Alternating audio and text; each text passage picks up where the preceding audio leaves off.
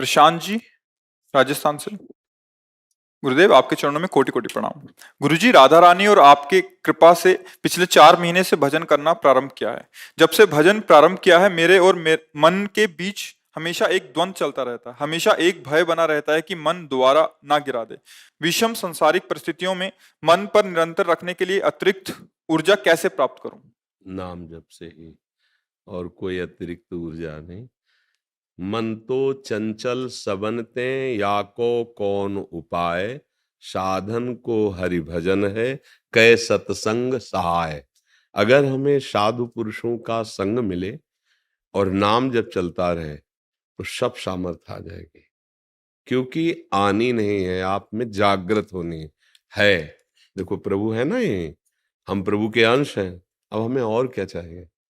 बस उनको भूल गए हैं और बाहरी शरीर को मैं मान लिया है और जगत के भोगों को सुख मान लिया है।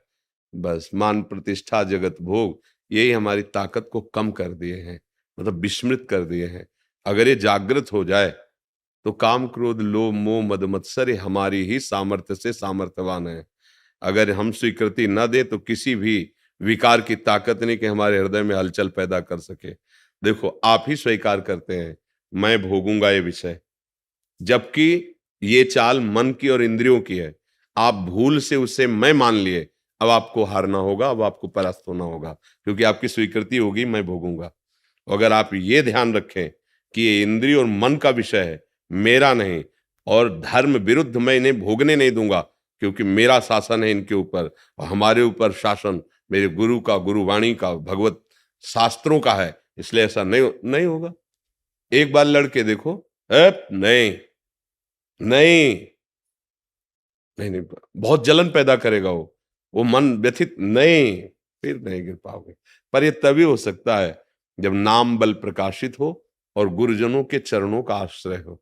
अगर नाम भी जप रहे हो, अहंकार भी कर रहे हैं, तो भी नहीं कर पाएंगे।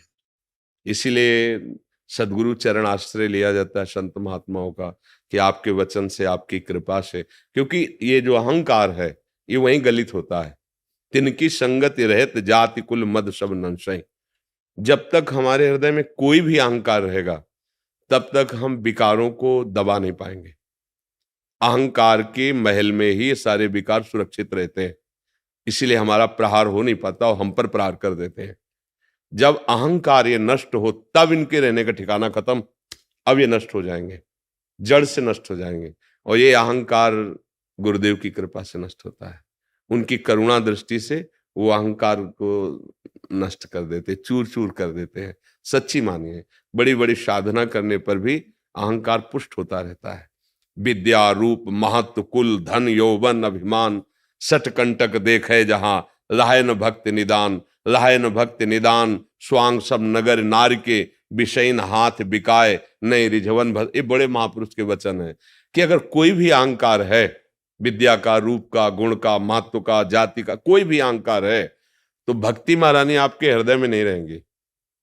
स्वांग रहेगा भक्ति का, और वो स्वांग विषयी पुरुषों, धनी पुरुषों को रिझाने के लिए होगा, ना कि श्री हरि को। भरतार माने होता है हरि। जैसे वैश्या श्रृंगार करती विषयी पुरुषों को आकर्षित करने के लिए, ऐसे भक्ति का स्वांग होगा तुम्हारा धन मान प्रतिष्ठा के लिए, ना कि हरि के रिझाने के लिए। विषयीन हाथ बिकाए नहीं रिझवन भतार के। भरतार कहते हैं प्रीतम पति हरि को।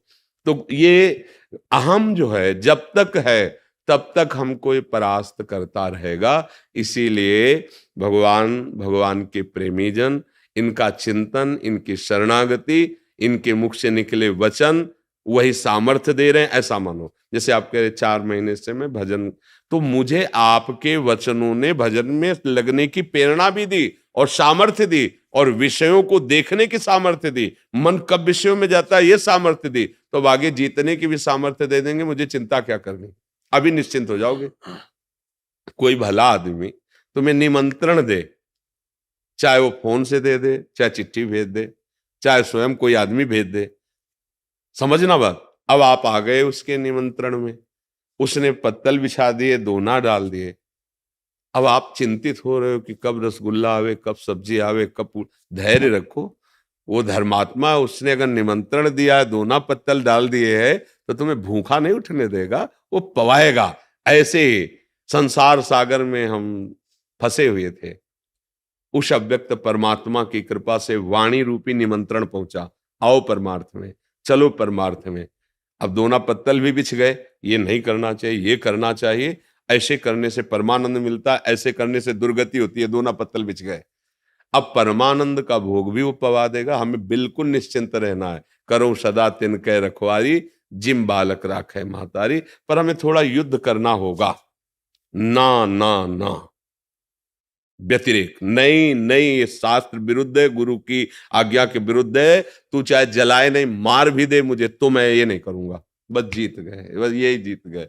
वो तुम्हारी सामर्थ्य से सामर्थ्यवान है, तुम्हें मार नहीं सकता, तुम्हें जला नहीं सकता।